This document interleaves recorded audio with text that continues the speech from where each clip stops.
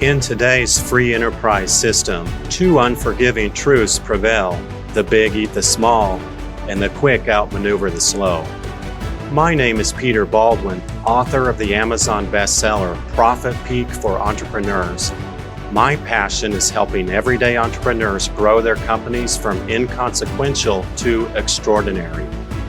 Whether I'm in the boardroom, the conference room, or the war room, I am always working shoulder to shoulder with many great entrepreneurs.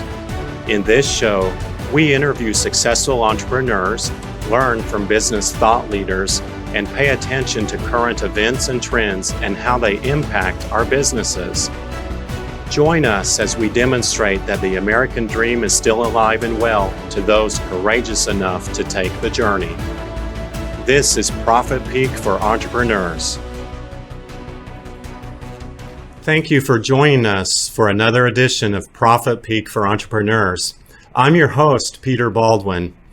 Throughout this season, we have enjoyed some great topics, and we have another terrific topic today on breaking free of old paradigms. Of itself, the word paradigm is not a negative word. A paradigm is a prescribed way of thinking, a set perspective, a consistent way of doing things. Life is so full of responsibilities and activities that we can't quite possibly think about everything. We develop shortcuts in our minds. In effect, we shut off our brains or thinking processes and we follow established procedures.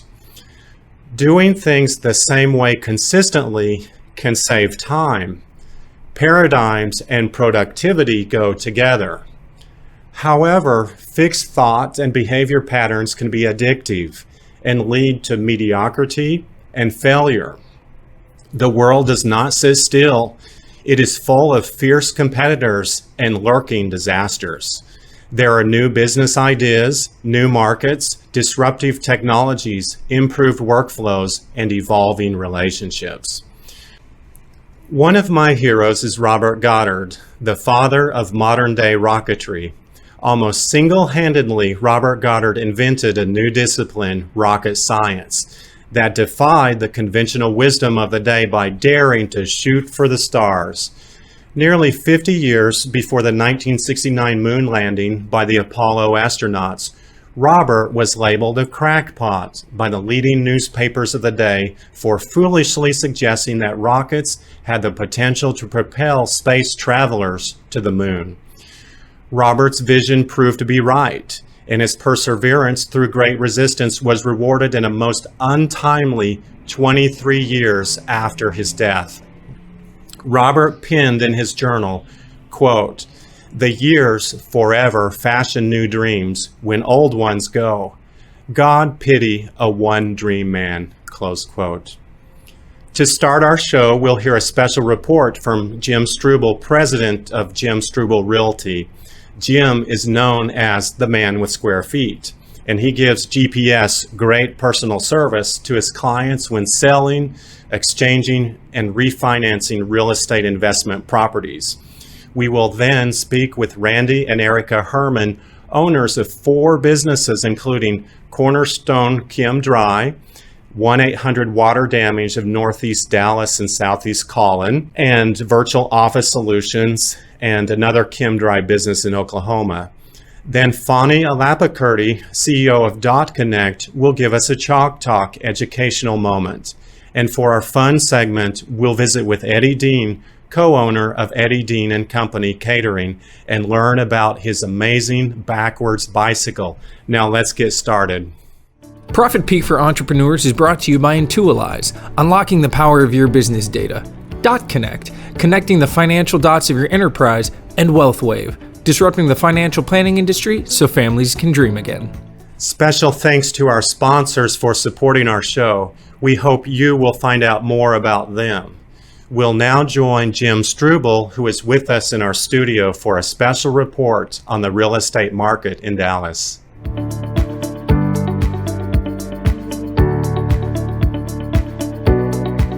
This is industrial real estate in Dallas-Fort Worth. The industrial real estate sector is where the supply chain resides, but it's a lot more than just the supply chain.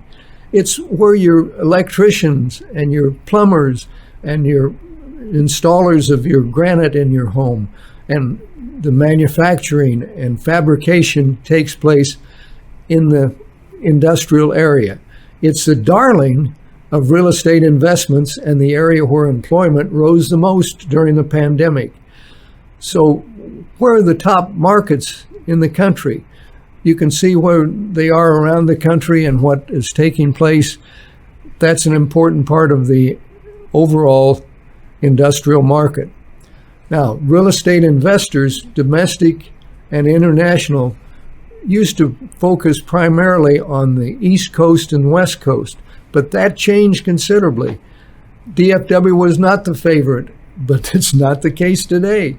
As you can see, DFW is second only to New York City and beats out Los Angeles and every other major city in the market. How significant is the DFW industrial market? Well, we have 987 million square feet of industrial buildings in DFW, but that's 5.77% of the U.S. We have 23 million square feet of absorption in 2020, and that's 12% of the absorption in the whole country. There's 33 million square feet of industrial buildings that were under construction. That's 10% of all of the buildings under construction in the country. So just for fun, let's take a look at two buildings that have been built or under construction in Dallas. The first one is the FedEx building. That's, nice size, you think. But let's look at the next one. That one is Amazon. Amazon, my gosh, that building contains the equivalent of 52 acres under roof. That's about the size of 52 football fields under roof. Now that's a big building. So where are the most active areas of leasing and development, you ask? Well, Northeast Tarrant County and Alliance is really number one. Second only to is Southeast Dallas County and I-45 down near the intermodal, and then South Central Tarrant County. And a real surprise to many people is the Allen McKinney area.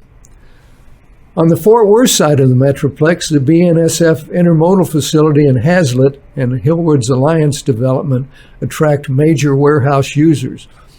On the Dallas side of the Metroplex, the Union Pacific Dallas Intermodal Terminal in southeastern Dallas County is a major attraction for development. It is part of the Dallas Inland Port. Activity there is being fueled in part by speculation of the Plaquemines Port, Harbor, and Terminal District development at the mouth of the Mississippi River, and this will speed delivery of shipments that have traversed the Panama Canal, but that's a separate topic. Finally, let's think about one thing in particular, well, a couple things. Buy locally and support the small businesses in your community. They're owned by your neighbors and employ other neighbors. Also, buy American-made products. And finally, thanks, CoStar, for the slides and helping with this report. Hope you've enjoyed it. Hope it's been beneficial to you. Good day. Thank you, Jim, for sharing with us the vibrance of the Dallas-Fort Worth real estate market. Coming up, after a word from one of our sponsors, we'll meet Randy and Erika Herman, owners of the four businesses including Cornerstone Chem-Dry and 1-800-Water Damage. As a mid-sized industrial distributor, you run a machine with plenty of moving parts. From sourcing to inventory management, sales operations to cash flow hurdles, optimizing every facet of your business can be an incredibly tall task. That's why we build Intualize. Designed by industrial distributors, for industrial distributors, Intualize is a predictive analytics platform that captures and organizes the mission-critical data you need to maximize your business's growth and cash flow.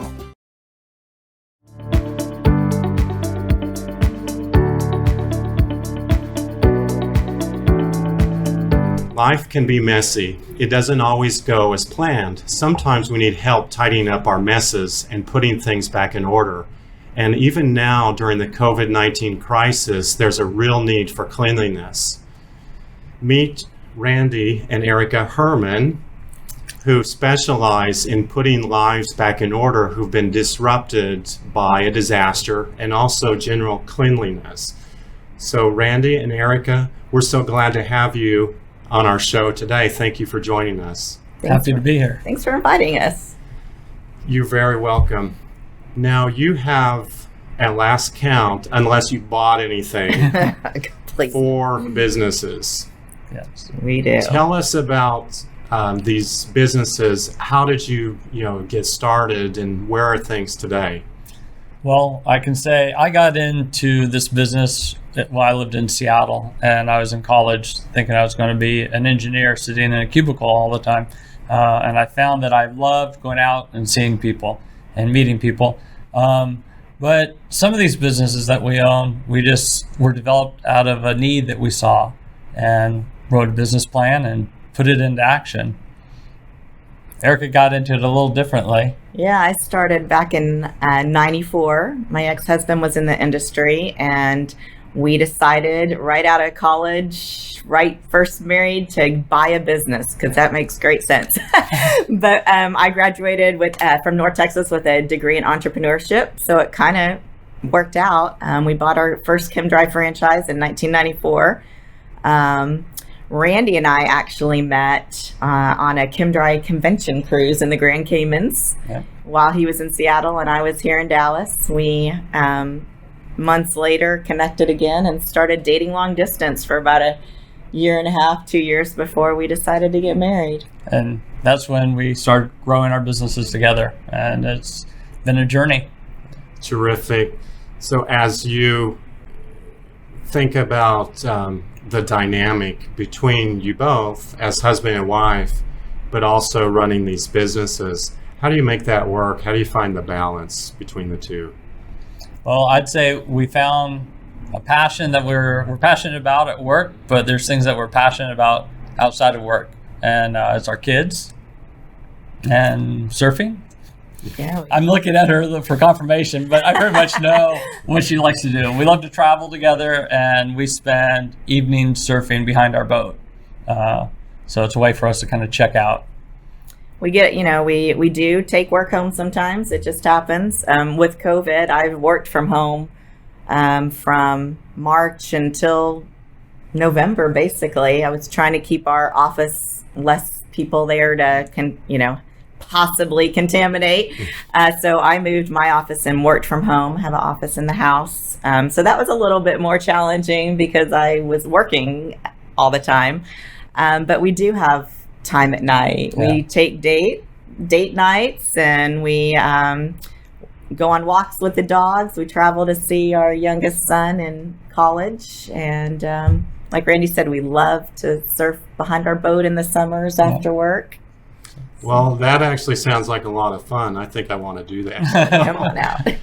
You mentioned trends in the industry and things that you picked up on several years ago, but seems heightened now that people are sensitive to allergens, toxic chemicals being around. So what are some of the changes that have happened in the industry with respect to help allay people's fears? I'd say that was a big pivot point for us, is with COVID. We had to make a shift in our business. We've always been cleaning homes and protecting homes, but we had to put the whole let's protect your home to the forefront. And so we reached out to both our residential clients and our business clients and let them know, hey, we've been doing this for 28 years, but now because of COVID, this topic's come to the front. And so we made that shift and fall in line with exactly what the CDC wants us to do. And that's been able to keep our business really moving forward. We didn't have to lay off any of our technicians. It's been a good thing for our business. It's kind of brought a service to the front of our business that I don't think will ever go away. It's taken a bigger part of the pie, and I think it's here to stay. So Chem-Dry, are two of our businesses. Chem-Dry, we have 51 products and solutions that we use that are natural, that are certified green. We use a natural cleaning solution anyway, so we've always been very concerned about being the healthy home and healthy work authority provider. And now with COVID and our sanitization and disinfecting products, it just puts it to another level. We do have a 90-day disinfecting product that will not allow bacteria to grow on surfaces for 90 days that have been protected with the service. So that has been a huge benefit to our clients, both residential and commercial, to ensure health and cleanliness. The world's constantly changing, and this year was a big change for all of us. But by providing services that give people peace of mind, we're there for them in these uncertain times. And I think it gives them comfort. They don't always want to let, in these times right now, somebody new into their home. Sure. And so that's been a challenge for us. And so we had to communicate to our clients that we're going to be safe ourselves and safe in your home. And by doing these things, in end result, your home's safer. So we had to make those shifts. But like I said, it's a change, and we're giving somebody some security. And that's one thing as a business owner you got to look for is, what can I do for my client to make them feel secure and trust? And I wanted also to ask about your clients. So perhaps you come across those who have experienced some form of disaster. Something has happened in their home and they're distraught or sensitive about it. And really, you may come into an emotionally charged situation or recovery situation. So how do you manage those situations and those relationships? So our first step is when the client calls in, or the prospective client calls in, is letting them know we're here to take care of them. You know, are you okay? It's one of the first things we ask. Are you and everyone in your home okay, or your business?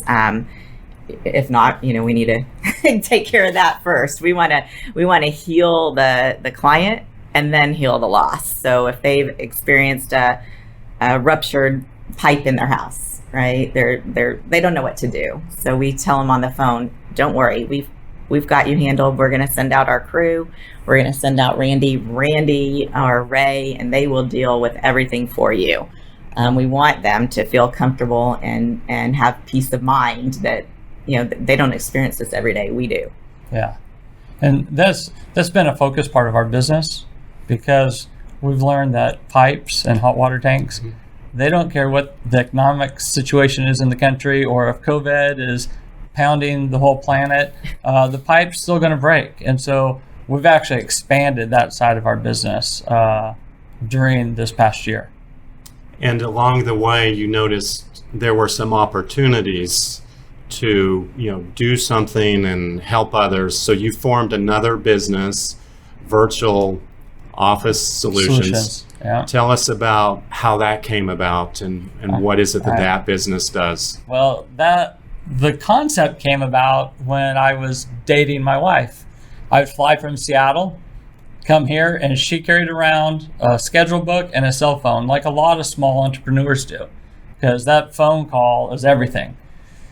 But we'd be together and that phone would go off and she would find a quiet spot, talk to her client, and then come back. And sometimes there'd be a group of us like right here, and we'd be having a good little chuckle, and she'd be like, what I just missed. And so I wanted to bring balance into her life. And so that's actually when I wrote this business plan.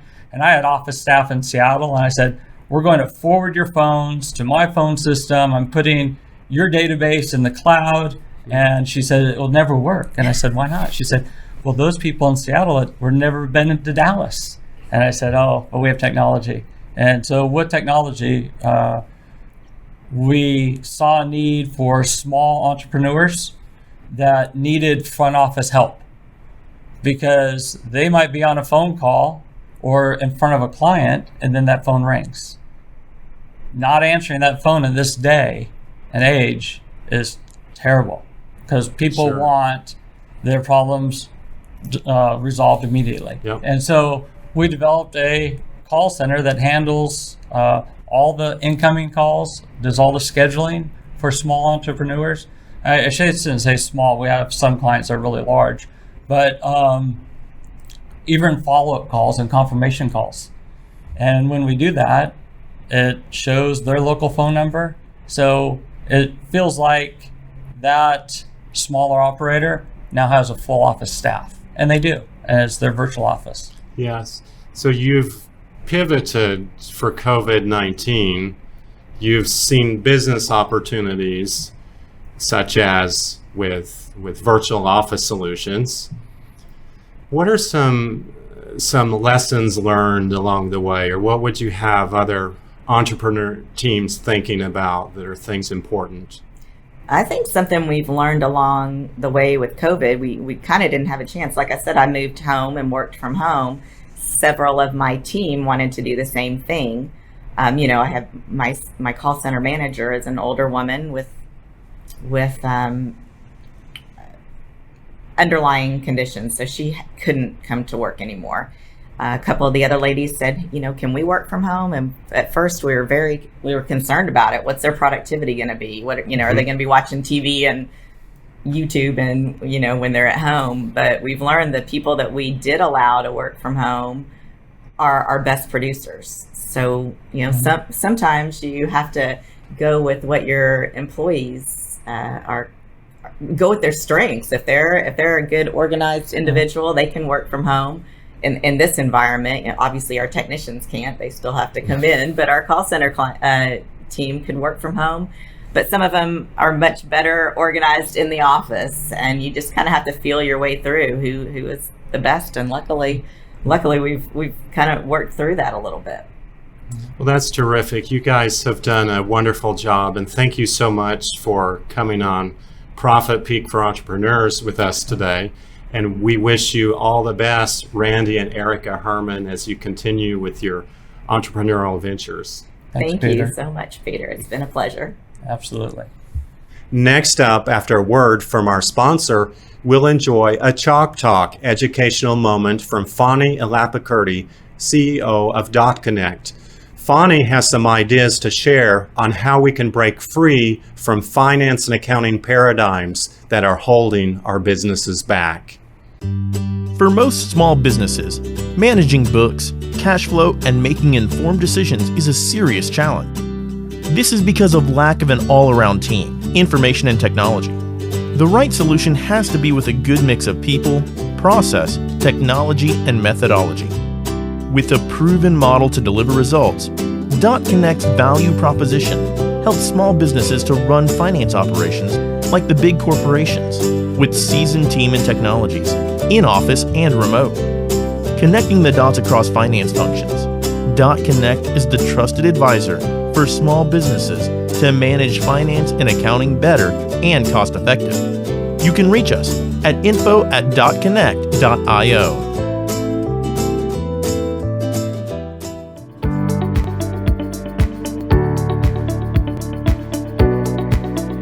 I'm Farni ElPakerti, founder and managing principal of dotKonnect, a finance BPO for small businesses. I'm here to talk about escaping the finance and accounting paradigm. If you look at human evolution, change is inevitable, and that's what is happening in the finance world, and it's happening real fast. Recently, I heard Brad Smith, the CEO and chairman of Intuit, say, all your taxes, bill payments, accounting, related tasks will be done without you lifting a finger. It's no more a dream, it is real when companies like Intuit are saying that's what is going to happen in the future.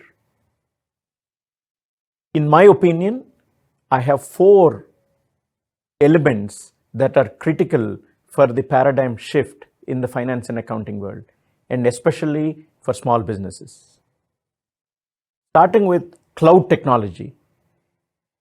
All tasks, all documents, all data. When I say all, you understand any function that is happening within finance and accounting now is moving onto the cloud.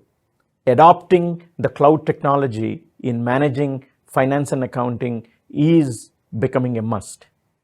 And that's a paradigm shift, and that's an element that is driving the change in the finance world. The second is the outsource, the option, and critically evaluating option to migrate to outsourced finance and accounting. Small businesses have a problem in the sense of holding on to good finance brainware inside the organization. They just compromise with the resources that they have, knowing that they are not well qualified and well experienced. Again, because of lack of options, sometimes lack of funding to execute a model. But now, the outsourced finance and accounting world has become so well connected in the sense that you have an option to go out for multi-skilled resources at a cost of having a bookkeeper in the office. Outsourced finance and accounting has become almost mandatory for small business to survive, to have a multifaceted finance brainware. Now the third option, virtual finance office. And remember, it's very different from outsourced accounting. Virtual finance office it's not just for finance, it's been proven for most of services, and now more so in finance and accounting. With COVID, it has forced small businesses to experience this, and for a fact, they are seeing that it works. Actually, it works better. Recently, I met a client, a potential client, $40+ million in revenue, 50 employees, and I see their income statement, there is no office rent expense. The reason being, all their employees, including their finance staff, are working virtual. And again, the CFO is in New York, the controller is in Detroit, there are a couple of resources across the US, 1 in Canada, and 4 in India. All of this is feasible, again, going back to my point number 1, cloud technology. So the adoption, think wise and think twice to move finance into a virtual work environment, even though it's not outsourced. And last but not the least, a big change that has happened in other industries more so now is started to happen, and it's happening fast in finance and accounting, is using robotic process automation and artificial intelligence. Large sets of data embedded with intelligence is giving out so much real-time value for finance and accounting to make good decisions, not only with internal data. It's a combination of internal and external data that the systems are able to give you intelligence to make good and real-time decisions. Coming to robotic automation, you see that more happening in accounts payable, in procurement, in all sorts of finance functions, even including expense receipt audit. You train the system gets trained, it's as intelligent as a human or sometimes even more accurate than a human.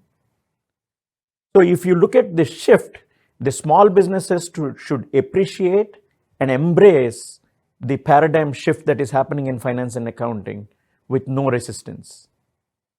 Not only to compete, but just to survive. Thanks for watching. This is Farni ElPakerti, again, founder of dotKonnect, a BPO, a finance BPO for small businesses. Thank you. Thank you, Phani, for your invitation to discard inferior financial practices and embrace the new way. Coming up after a word from our sponsor, we'll continue our theme of breaking free from paradigms by traveling to one of Dallas' premier event hosting facilities called The Ranch, where we'll learn from Eddie Deen, owner of Eddie Deen Company Catering, about his special backwards bicycle.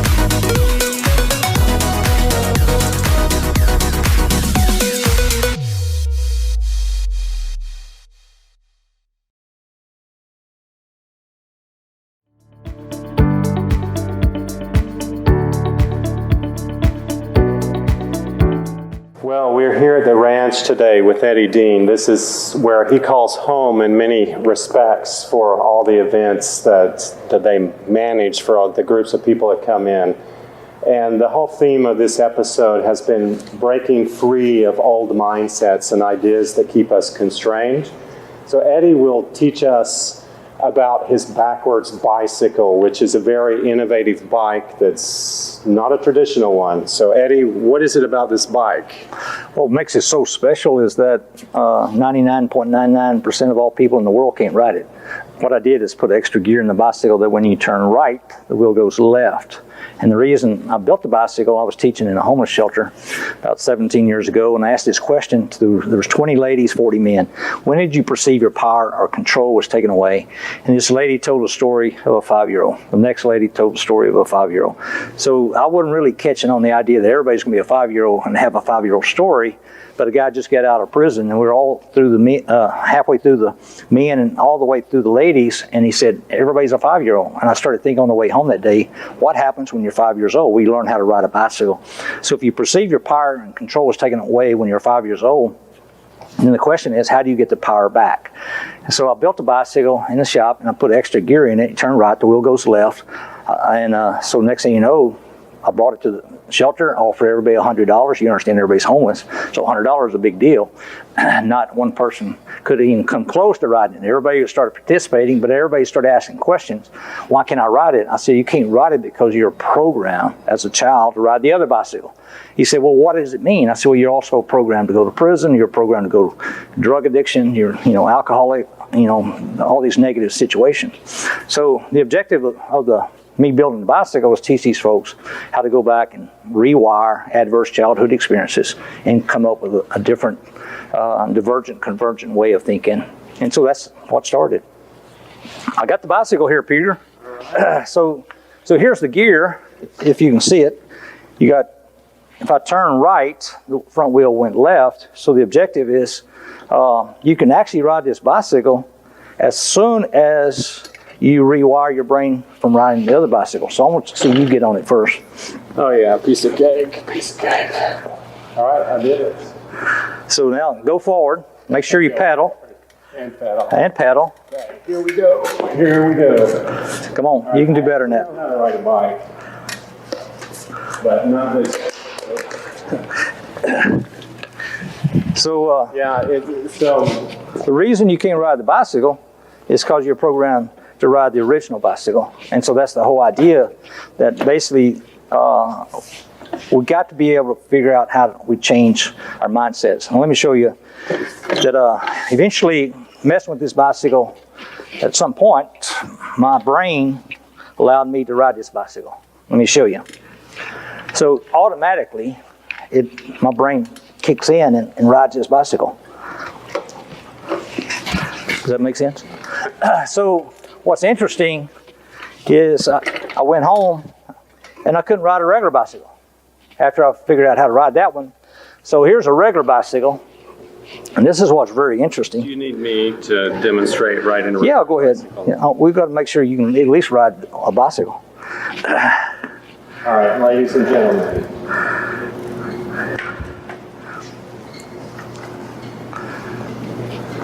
All right, so the question is, can I ride a bicycle? Can I ride this bicycle?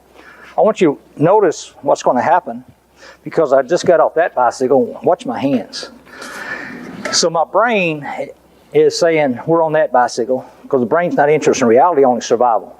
So what's going to happen is that my brain is going to figure out pretty quickly, in conjunction with my hands, that we're on a different bicycle than that one. Watch here. Okay, so we locked in. Now I can ride this bicycle. But if I didn't go through that process of back and forth, I want you to understand that I wasn't doing that. It was my brain trying to figure out reality. So what I was teaching in the homeless shelters, and what would be good for all these business owners, that fundamentally, if you're locked into a very specific belief system, then something like the pandemic unfolds, oh my gosh, then the next thing you know, you can implode. So what we're trying to explain in this process, in this workshop, is that basically people have to think about being divergent thinkers. To come up with this idea is very divergent. but the idea had to put it in a system, convergent. And I said the biggest problem we're having in our society today, that our educational system, and a lot of people who are coming up through different systems, simultaneously divergent, they got their foot on the gas, and simultaneously they got their foot on the brake. So all of a sudden they got this great idea, but all of a sudden the fear of taking that idea to the workplace or to the market, they shut it down because we might fail. So we got to be able to think differently, where you can use divergently in order. So you come up with a great idea like Benjamin Franklin or Albert Einstein, and also they were able to divergently move to convergently, converge that into a process that, we got electricity today because of Benjamin Franklin. And so we have this incredible idea of technology because of Albert Einstein. And so the whole objective is to really get these in order. And so when I was thinking back in the shelter, we had to get people thinking creatively and also take that idea and convert it to something that benefits their life. So we've been really successful in dealing with homeless people, and folks, they become opposite people. They start imagining, being creative, and becoming transactional, where they become a benefit to society. So we feel like we got, because of this bicycle and this idea of the bicycle, we got the best means of creating workshops, not only for the homeless, in prisons, even police officers and organizations, but also in businesses. Also, people think of new ideas and they start dealing with these fears and this inadequacy and all the different things that would kill a good idea, and they can start implementing it into the workshop. And there's so much divergence. You have the people who are creative, the Yes. people who are compliant, and then to bring those together in one person is truly a magnificent thing, and that's exactly what you teach. Is exactly why I built the bicycle, because basically you are not only Benjamin Franklin from the idea of an imagination, you also have the ability to take the idea and convert it into a system that benefits the whole. We're saying you're the same person. Well, what a wonderful tool. The model that you have and I've seen, would you take us through that model? Basically what I've done is create a workshop where we take people who's stuck in educational system or learning systems and take them into an EduSeri system. So instead of a closed-minded educational pattern of thoughts, we take them to EduSeri, which is open-minded. It's kind of like going from communism to democracy, authoritarian type top-down command and control, to a system where everybody is thinking about creating art. The CEO is serving everybody, and the employees are serving the customer. In a top-down command and control system, basically an autocratic system, basically everybody just got to be a robot extension of the machine. The owner of the business or the CEO is wearing boots and spurs. All the employees got to wear a saddle bridle on a bit. So everybody's being rode. That's how you find racism in companies. They're making so their endeavors, their goals, vision is to make a commodity.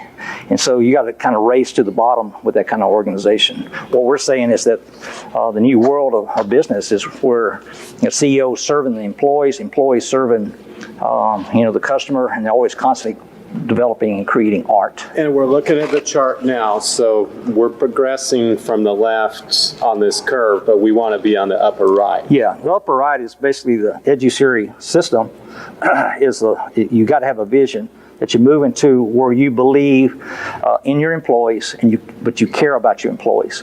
So if you care about your employees care about your customer. But if you show signs that you don't really care about your employees, that your employees exist for your benefit, eventually, that's worked in the past because that's the kind of the factory model. But it's going to implode, I think, in the near future. And the pandemic gave us that opportunity to see different ways of doing business, and because it kind of forced everybody to think differently. So the idea is that EduSeri, I think, is going to be the future. It's going to be the future of our political democracy, but also in education.